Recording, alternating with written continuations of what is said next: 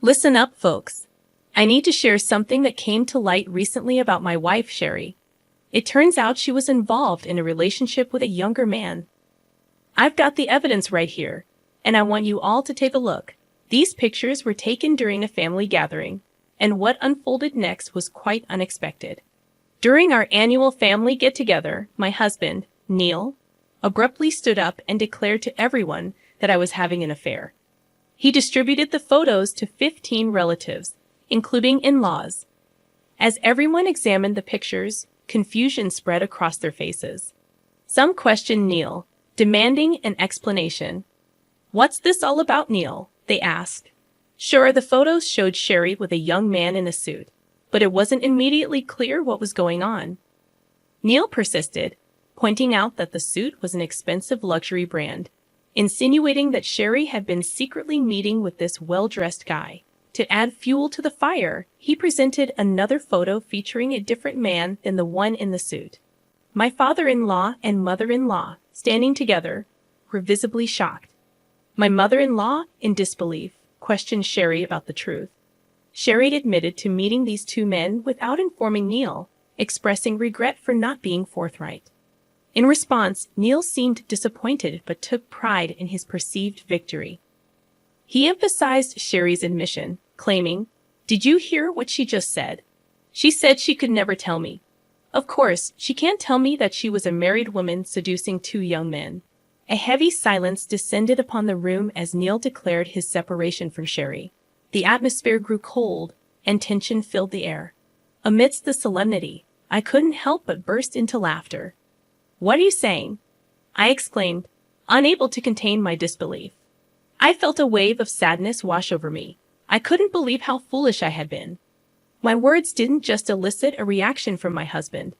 They resonated with all our relatives gathered there. It wasn't surprising that those suspected of cheating on my husband found my situation amusing. Their laughter seemed to pierce through the icy tension in the room, fueled by anger and disbelief. My father-in-law, however, broke the silence and addressed me sternly.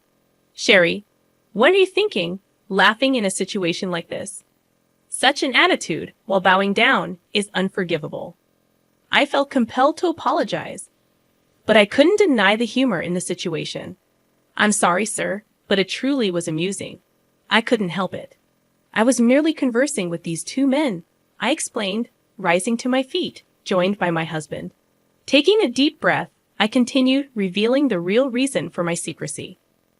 I couldn't tell Neil because I was investigating his affair with them. My revelation left the room in stunned silence once more, the atmosphere heavy with tension. I admitted to meeting these men, but I vehemently denied any infidelity on my part. It was time to address the situation head-on and end my relationship with Neil. But as soon as I made my decision known, my husband lunged at me, incredulous at my explanation. "You were investigating my affair. What kind of excuse is that? No one here would believe such a story. Come clean, admit you're cheating, and apologize to all of us." His accusations felt like a slap in the face, his disbelief palpable. But I refused to back down. It's not a ludicrous excuse. Who's kidding whom here? Lying about my fidelity? Anyone can see through that, I retorted, my resolve unwavering. My in-laws, bewildered by my newfound assertiveness, pressed for clarity. "Sherry, what did you mean about Neil's affair? I can't make sense of any of this. Please explain," they implored, seeking understanding in the midst of chaos. I took a moment to gather my thoughts before responding. "I'm just like him," I admitted, turning to address my stepfather and stepmother. "I was planning to discuss this with you both later when we have more time. I must apologize for the sudden twist in events. Allow me to clarify the situation step by step. The man in the suit I was meeting with happens to be a lawyer. I sought his advice regarding my husband's affair. As soon as I mentioned the word lawyer, my in-laws appeared even more perplexed. To shed light on the matter, I picked up one of the photos my husband had distributed and directed their attention to the lawyer's badge on his suit, though it was barely visible in the picture. Approximately 6 months ago, Neil underwent a noticeable transformation. He had never been particularly concerned about his appearance, but suddenly he began purchasing high-end products without informing me. Earlier, he remarked that the suit in question belonged to a very expensive luxury brand. It seemed that he had picked up this habit during his newfound attention to personal grooming. As I explained, my in-laws and relatives listened in silence, but my husband's face turned red with immediate denial. He questioned my accusations, asking what was wrong with being well-dressed. He assumed I was accusing him of infidelity solely based on his appearance, dismissing it as an improbable excuse. I clarified that his attire was not the sole reason for my suspicion. I had confronted the issue directly by speaking with the woman he was allegedly involved with. Astonishingly, her husband had approached me first, initiating the conversation. Turning to my in-laws, I pointed out the photo my husband had given to my father-in-law, revealing the other man in the suit as the spouse of Neil's supposed lover. Neil, still in disbelief, exclaimed, "Are you being serious? Is this some kind of coincidence? It's hard for me to believe."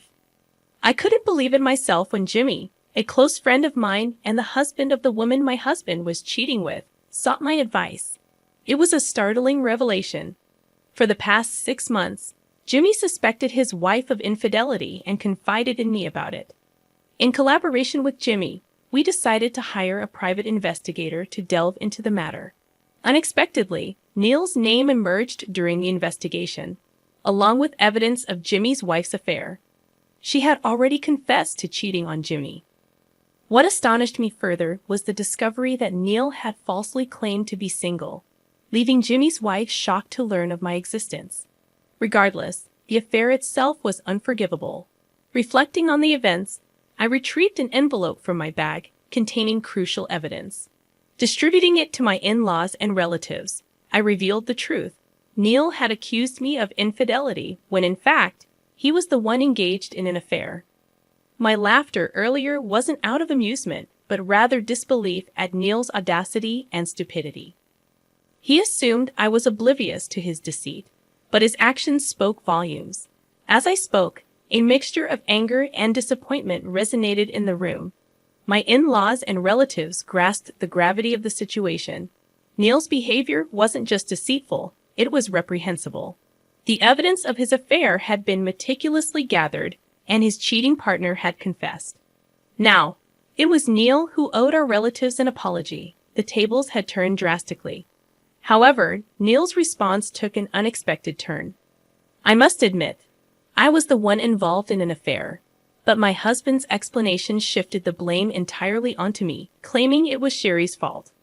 According to him, since we had no children due to Sherry's infertility, she was essentially useless, unable to fulfill the societal expectation of bearing children and taking care of household chores.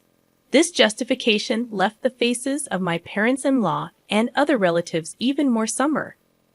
It's true that we had been married for about 3 years without being able to conceive, prompting me to undergo fertility treatment.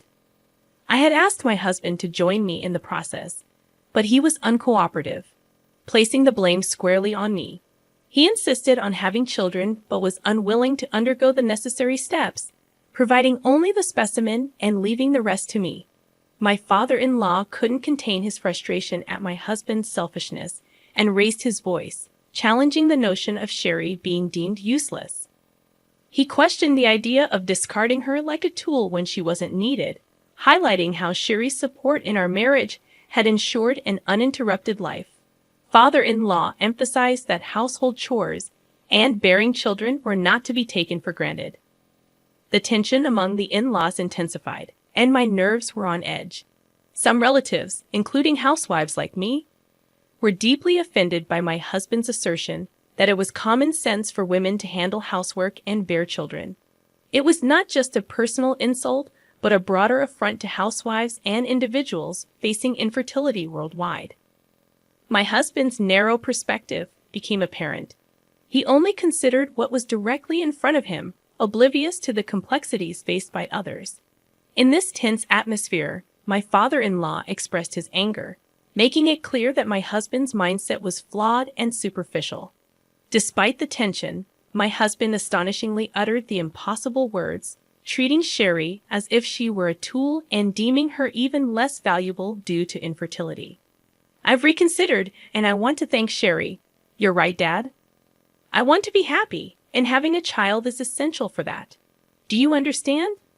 My father-in-law, veins almost bursting from his intense emotions, leaned in close to my husband, who is my mother-in-law, and had to step in to intervene.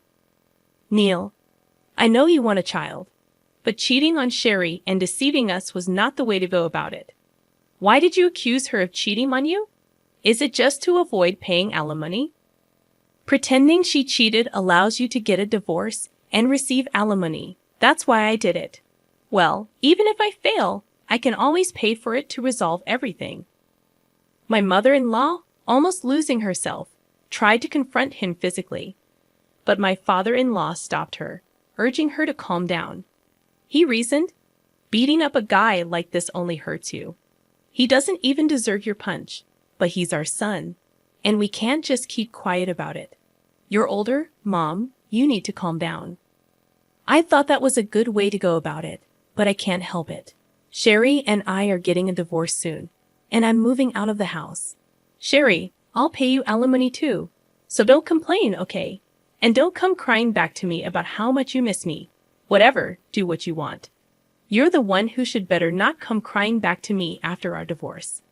I'm not going to cry for you, you idiot. Well, this will be the last time, so I'll just hear you say goodbye, Sherry. What do you have to say?